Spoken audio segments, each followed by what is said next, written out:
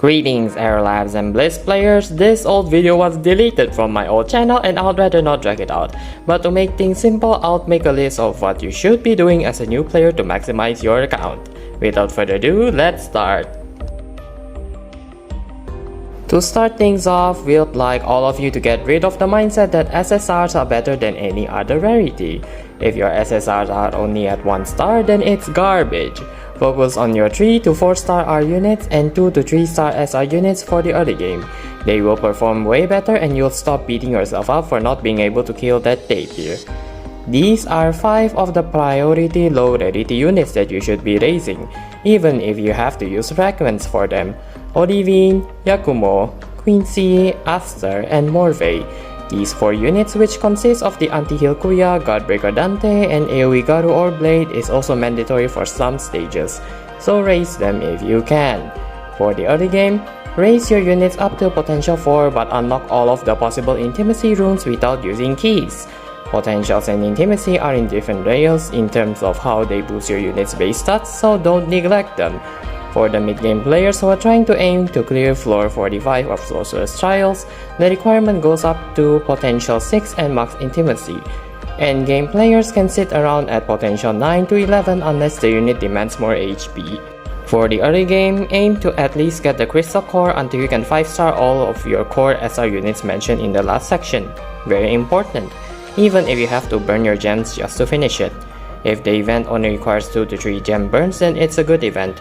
If it requires 4 or more, you can safely aim for only the BGM or the 10 pull scroll. You can check my efficiency guide for the events if you don't want to calculate it yourself.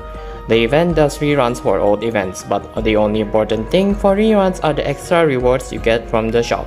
No rerun events are going on at the moment, but you'll see once events are up. The priority things are to get are the memory crystals, the keys, or gold if you need them, and the 10 strong boosts. Make sure you claim them at the very last day to maximize the duration so that you can get more points for the next event. In terms of farming during off seasons, aka no events, I suggest to absolutely never farm for potential materials. It's a waste of stamina and you'd rather just use it to get intimacy materials from the daily quests, the master stages for scavenger hunt, and business times are worth it, while the rest are scam stages and should only be farmed during emergencies. Explorations are the most OP passive income mechanic in the game. You should never neglect it. In fact, I encourage everyone to rush up till level 4 just so that you can get the free daily gems. For more drops, you need to raise all of your N to R units to at least 3 star, level 35, and potential 4 as a way to maximize the drops you get from explorations. I will not discuss the waiting aspect in the game, although I do hear that the limited packs and the monthly are very worth it. In the daily shop, aim to buy the basic boosts if there are any and the tier 2 potential materials if there's a discount on them. If you're desperate, the discount coins on the Mojo Mart is also worth it, but it costs gems. As for the guild shop, aim for the discount coin and discount tier 2 or tier 3 potential materials. On the special section for fragments, only buy the SSR ones if you can 3-star them. Otherwise, rush your primary R to SR units. Mystery Mart resets per month, so get that limited discounted essence contract. Barter is shit unless you're rich enough to not care for any of these resources. I suggest not pulling on every single limited banner you see since the PT will not be carried. Instead, I would suggest you to save your gems and scrolls until you get 300 pulls to spark the unit.